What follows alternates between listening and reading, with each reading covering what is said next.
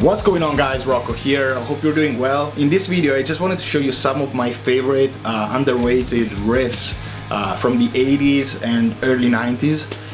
So yeah, let's get right into it. Okay, so first in line, Mean Man by Wasp from the album The Headless Children. This is the first song I've ever heard from Wasp, and needless to say I was hooked right away. Of all the LA bands, I've always found Wasp to be one of the most underrated for sure. This is one of those songs that can literally get you speeding tickets. So much like Kickstart My Heart by Motley Crue. So just be careful when you crank it up in your car. Yeah, I mean that, alright? Don't be stupid. The guitarist here is Chris Holmes, and the song is actually about him. So yeah, here's the riff. Mean Mother Man.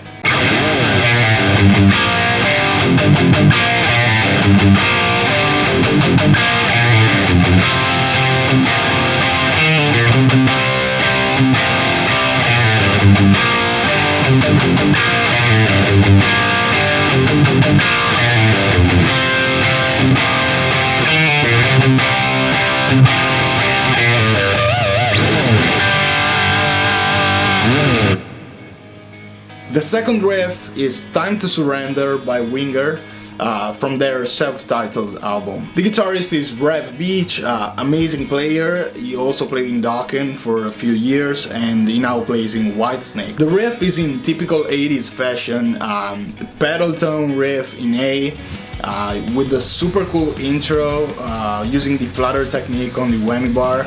So here it is, Time to Surrender.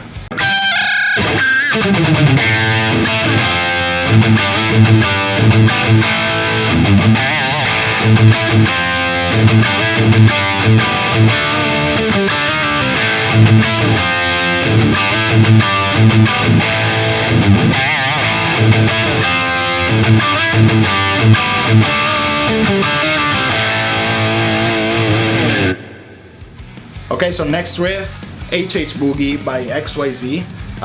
Of their second album, Hungry. This album has got one of my all-time favorite guitar tones on it. It's just so awesome.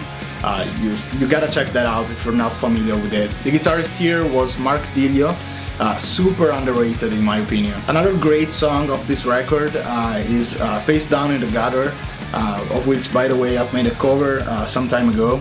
You can check that out on my channel. Okay, so this song has got a shuffle feel, which I love. I see a lot of people having trouble getting the feel right when playing this sort of riffs. Another great example of a shuffle feel is I'm the One by Van Halen. By the way, too much talking. Here's the riff, HH Boogie.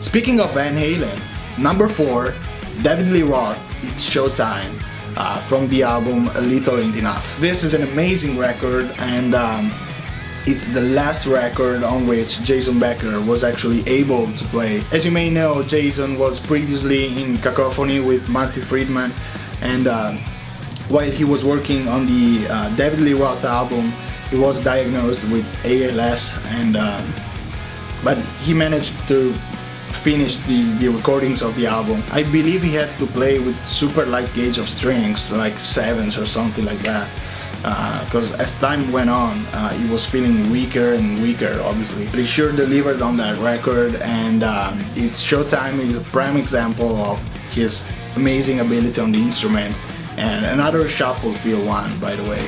So here it is, It's Showtime.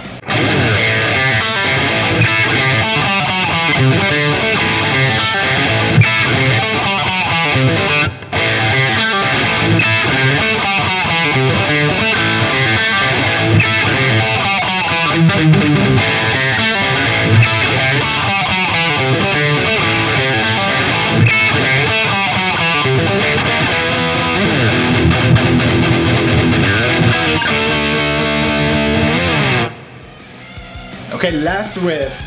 This is a nasty one. Gone Too Far by Racer X of their album Second Heat. Those two first Racer X albums are scary.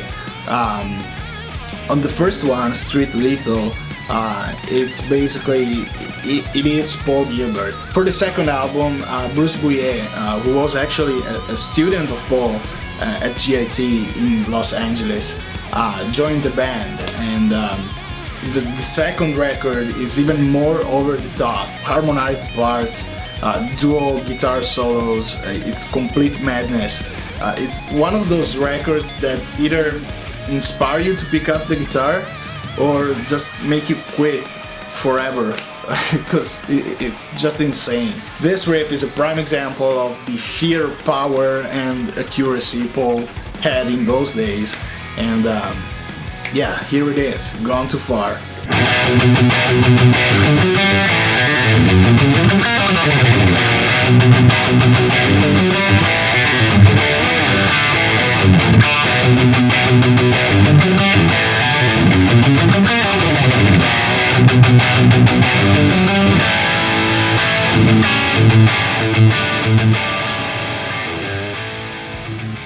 Okay, so that's about it for my top 5 underrated 80s/90s riffs. Let me know in the comment section what are your favorite underrated riffs from that time.